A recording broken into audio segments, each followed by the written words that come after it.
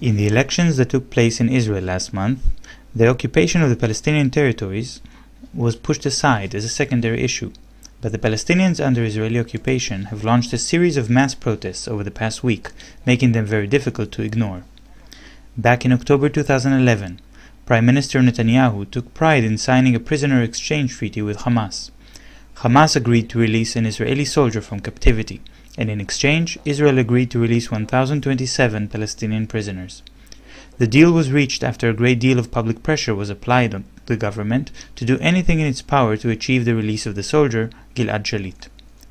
The reason for the ratio of the exchange is that Israel keeps thousands of Palestinian prisoners in Israeli jails and makes hundreds of arrests every month. The Hamas fighters in Gaza had managed to capture a single Israeli soldier as a bargaining chip to secure the release of their imprisoned compatriots. Although the prisoner exchange has taken place more than a year ago, its consequences now threaten to rattle Israel's hold on the occupied territories. The Israeli military courts have implemented certain changes to the military legislature, which applies to the Palestinians in the occupied territories, even as the negotiations for the prisoner exchange were taking place. The new regulations specify that if a Palestinian who was released in a prisoner exchange is caught performing even a minor violation, they could be returned to jail to serve the entire remaining measure of their original sentence. Since the prisoner exchange deal, Israeli forces have arrested 14 of the Palestinians who were released in the original deal, threatening to keep them imprisoned for 16 to 28 additional years in prison for alleged crimes for which they have already been convicted by a military court prior to their release from captivity in the prisoner exchange. This was seen by many, especially the prisoners themselves, as a unilateral violation of the prisoner exchange deal by Israel. The released prisoners had a taste of freedom, and the prospects of decades more in the Israeli prisons is daunting. Yet the move by the Israeli military courts also demonstrates a worry that a sense of achievement among Palestinian activists could lead to weakening Israel's hold over the occupied population. Samar Isawi from the occupied East Jerusalem, one of the 14 prisoners, has been arrested for being found in a neighborhood in East Jerusalem which he was prohibited to visit.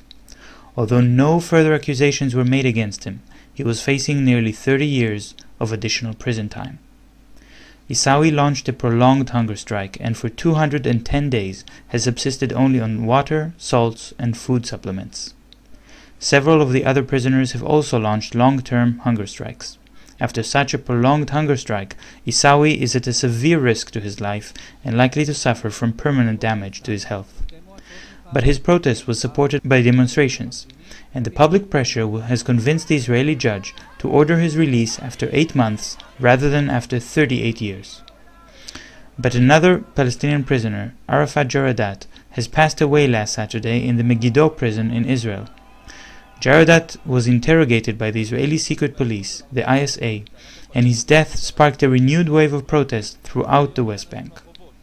The Palestinian Ministry of Detainee Affairs claims that Jaradat was tortured by his interrogators with sleep deprivation. On Sunday morning, nearly 5,000 Palestinian prisoners have sent back their meals, joining a mass hunger strike in protest of the mistreatment of Palestinian prisoners and the arbitrariness of Israel's military law in the occupied territories. While protests in the West Bank have been intensifying for over a week, the Israeli media has covered these protests as riots or public disorder, not mentioning the cause for the uprising. Only since last Friday was the message distributed in the mainstream media that this round of protests is centered on the rights of Palestinian prisoners. Israeli troops have been sent in large numbers to repress the demonstrations, while the Israeli government, still in the midst of negotiation to form the next coalition, appealed to the Palestinian Authority to assist in calming the area. As a gesture intended to appease the Palestinian Authority, the Israeli government approved sending $111 million to the Palestinian Authority, tax money which Israel collected on behalf of the Palestinian Authority and was supposed to transfer in January. Israel also promised to send the money it owes to the Palestinian Authority for February.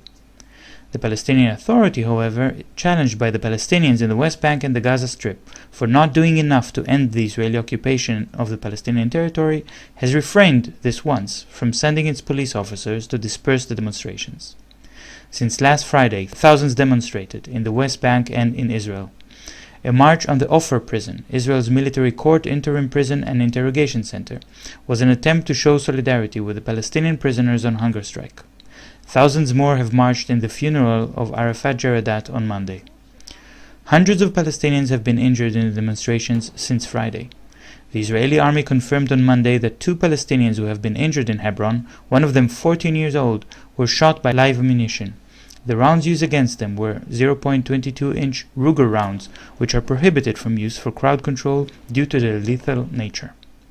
Monday also saw a clash between Palestinians and Israeli colonists in the Palestinian village of Kusra near Nablus.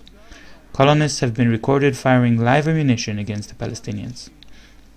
During a delicate political time in Israel, when Prime Minister Netanyahu is attempting to form his coalition and is trying to avoid calling for an additional round of elections, the Israeli government is not in a position to consider the long-term harmful consequences of heavy-handedness towards the uprising Palestinians. It is unlikely that the security officers who interrogated Arafat Jaradat will be investigated for his death, although it is possible that Netanyahu will order the release of some prisoners in an attempt to calm the protests. Many protesters are saying that this could be the beginning of a third Intifada, a Palestinian uprising against the Israeli occupation. It is still too early to tell if this is indeed the case, or how long will the protesters be able to keep their momentum. It does seem clear, however, that the Israeli government does not have the luxury of ignoring the ongoing occupation, despite the wishes of most Israelis. This is Shir Hever for The Real News.